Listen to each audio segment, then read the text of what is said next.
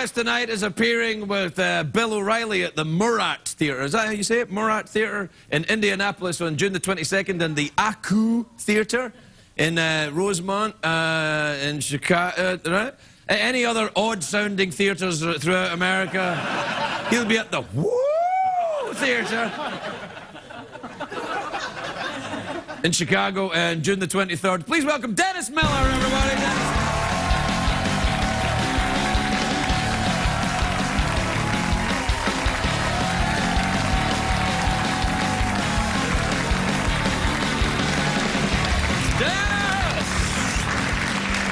Dear boy. I was just back in my dressing room, green eggs and hamster baiting. Nice. Do you also have a hammy penis? It's one of those things that happens with age, I think. Well, my nickname is Vienna. You know, I had dinner with the other night. Who did you have dinner with? Carol Burnett, who did her show right downstairs. Yeah. And she told me she thought you were quite the, she must have been on here, right? Oh, yeah. She said he's quite the charmer. Wow. I said, Carol, are you kidding me? The guy's clinically insane. He was... A lot of girls like that, Dennis. Incorrigible as a young man, a bit crusty as a middle-aged man, and well on your way to being a dirty old man. You are silt in a kilt, is the way I look at it. Silt in a kilt! There you go. It's got the Dr. Seuss, it's got a little bit of nasty edge, it's got a little sex. What's that character's name, the Seuss character? The Lorax? I thought it was the Thorax, but then I remembered that was the animated Deep Throat. And what is the movie about? That's good. That's good. Don't be using good stuff like that on this show. Listen, here's the sad thing. I'm trying to impress the robot, not you. You're not the first. I don't care. How are you doing with you and Bill out on the road? Are you guys going to do a sitcom? Billy O'Reilly and I. Yeah. We go out on the road and we do two things. We adagio dance, and the female character, and then we do the crying from Mummenschanz, you know, with the toilet paper rolls where we pull the toilet. That's also nice, yeah. That's what we do. I think you guys should do a sitcom where you have to share an apartment.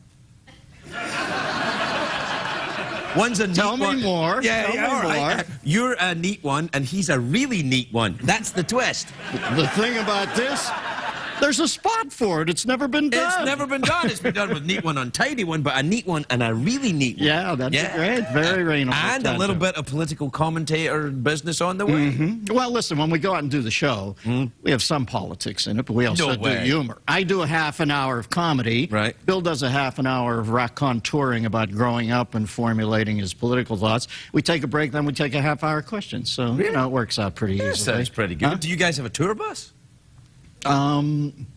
We actually have a tour smart car.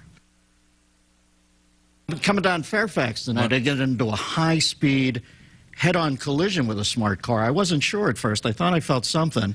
And then we got out, and I looked up in the grill of the Beamer. I didn't see anything, but then I saw a moth way up in the left-hand corner. I lifted its right wing, nothing. I lifted the left wing. There they were, the Atkinsons. We took them away to a what were you thinking clinics. Hey, come on. You know I don't encourage cussing on this show. Well, I wanted to see why they felt the need to drive around on major surface roads in a Fisher-Price toy. That's all. I'd be scared if any of my kids wanted a smart car. Maybe in Europe, I think it's all right. No, listen. It's never all right? We'll replace gas when we run out of it. Right. And that's why I drive an SUV, so we run out of it more quickly. I consider myself to be at the vanguard of the environmental movement, and I see people tooling around in these hybrids. I think, don't you have a soul, for God's sakes? Yeah. What are you doing? Prolonging Mother Earth's agony like this. Are you a big environmentalist? Me? Huh? Sure. Everybody in Hollywood's yeah. No, sure I am. For professional reasons. Excuse me, I'm not. No, of course you want to save the earth. I'm not using the curly Q light bulb where if I break one, I got to break out the ET tent. And you know, I haven't worked my entire adult life to have my living room lit like a fight scene in an Eastern Bloc stairwell in the Bourne Ultimatum. So they got to work on that light a little before I start using it. Candles are nice. You use candles. You want to go with the Barry Lyndon thing? Now, Sheryl Crow wants me to use one sheet of toilet paper. That's not possible. No, hey, ration queen, I'm trying to wrangle a growler over here, okay? No, that's important. I think that's very ambitious. If you've got a nice little demure Sheryl Crow ass, that's one thing. But, well, you know, a big kind of thumping pumper like mine, you know. Are you proud this is the only show when you're sitting putting your set list together in the afternoon, you go, I can't say wrangle a growler. And then, yeah, it's Ferguson. You can say that. Yeah. Saying you like, no more. Hey, so you go out on the road with Bill, but you don't have a tour bus then. Do you stay in the same hotel room? Like, you know when Laurel and Hardy... We're usually in and out. Well, Laurel and Hardy, when they were together, right, they would sleep in the same bed. Really? Yeah, you know, not in real life. Hot. No, in the movies, they'd wear their little pajamas and their hats, and they would sit in bed. Is that what you and Bill do? Ironically, when Laurel and Hardy had homosexual sex, although silent stars, both screamers. Did you see that movie? Did you see that? There's a movie about them being gay. No! The silent movie. Didn't you see the silent movie? No, I haven't seen it. No, I haven't seen it either, but it's awesome. I'm saying that for professional reasons. I haven't seen it. I think I know about 5 people who've seen it. Clearly, they're all Academy voters. But did you watch the Oscars? Yeah, I watched it. Listen, the Oscars is so big now that it's hard to do. I like the way Billy handles it because he's smooth at it. But let's face facts. It's one of those things now that has become so huge. Our expectations are to be something crazy. And quite frankly, you're watching 22 categories over a 3-hour period. They got to stop showing some of those clips, though. Yeah, I've seen them 500 times. I'm sitting there thinking, you know what they ought to have is a segment, and instead of people who have died, careers that have died. No.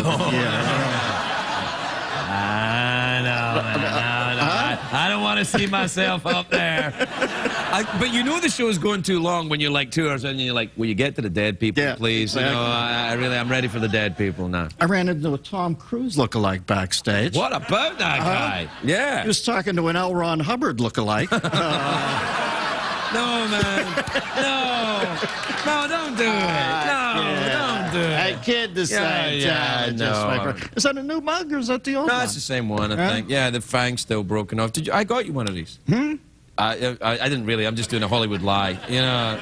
You got to send it. Getting it's one thing. You always get me one, and then you never send it. Well, What's in here? Do you drink? Are you drinking? I don't drink anymore. It's water. Are you clean now? You're off the. You know, you're like Benny Hill meets Richard E. Grant and Withnaw and I. Yeah, that's kind of what I'm going for. That's exactly what I get. You're kind of like cheeky, kind of Dracula, but with a point. Dracula has 2 points. So you no. I'm thinking because you got kind of Dracula eyes. You got, you know, the steering. I always got a little Manson on my driver's photo. Well, you got a little piercing going on there. Yeah. Little bit of piercing, little bit of oh, so crazy. This guy's armed. That's what these say. Now, when I read the book, and have you read his biography? It's great. I mean, it really is. Yeah. Are you clean now completely? 20 years. 20 years. 20 years. Did you save your own life, or did you get into the program, or what'd you do? Well, you know, it's one of these things that you tend to talk about off the air more often than on the air. I just want to say to any alcoholics watching, you know that step where you call me 20 years down the road because you screwed me around on something and you want to make amends so you can get on with your life and you get off the phone and feel good about yourself, but I didn't know you screwed me around, so I get off the phone and I'm pissed off. Stick that phone call up your ass, all right? Wait.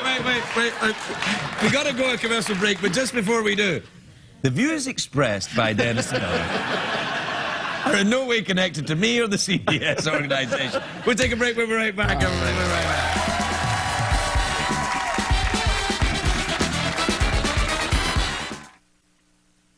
Up in the air, there's a place for it. It's not my thing.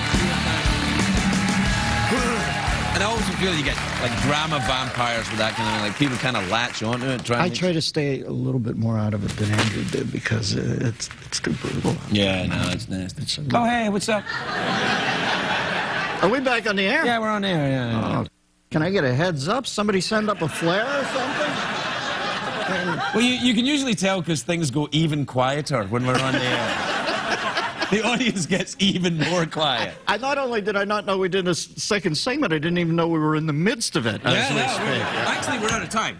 Oh, it looks like we were edited there, but we weren't. We were just doing a thing.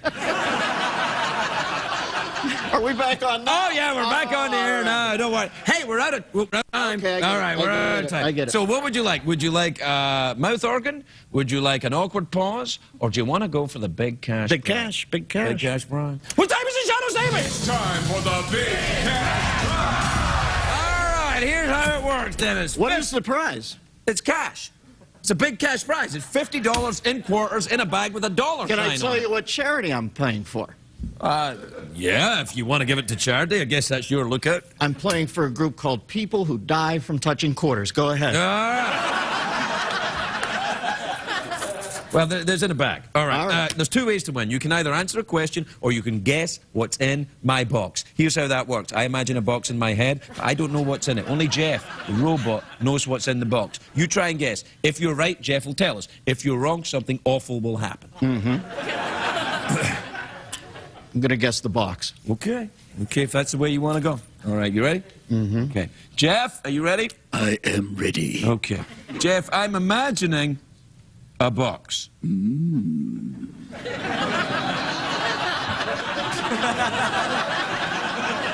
do you have to make that sexy noise when I say that? You know, I mean... I'm just getting into it, man. All right. This guy's got to use an Allen wrench to get... Hey. He's not the only one.